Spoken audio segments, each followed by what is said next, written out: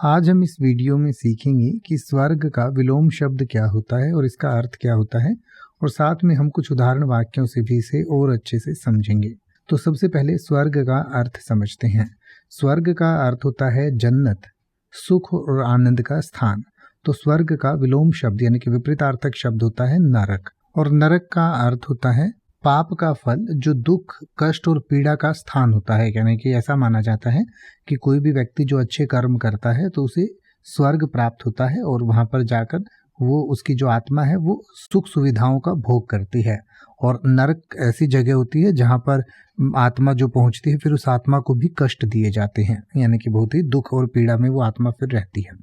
तो आइए अब हम स्वर्ग और नरक को कुछ उदाहरण वाक्यों से समझें। जैसे कि आप ये कह सकते हैं कि लोग मानते हैं कि स्वर्ग में सुख और शांति की कोई कमी नहीं होती। तो इसका उल्टा आप कह सकते हैं कि लोग मानते हैं कि नरक में दुख और कष्ट की कोई कमी नहीं होती। या फिर आप कह सकते हैं स्वर्ग की कल्पना अक्सर एक शांत और सुखद जीवन की प्रतीक होती है। या फिर आप कह सकते हैं नरक की कल्पना अक्सर एक कष्टकारी और दुखद जीवन की प्रतीक होती है।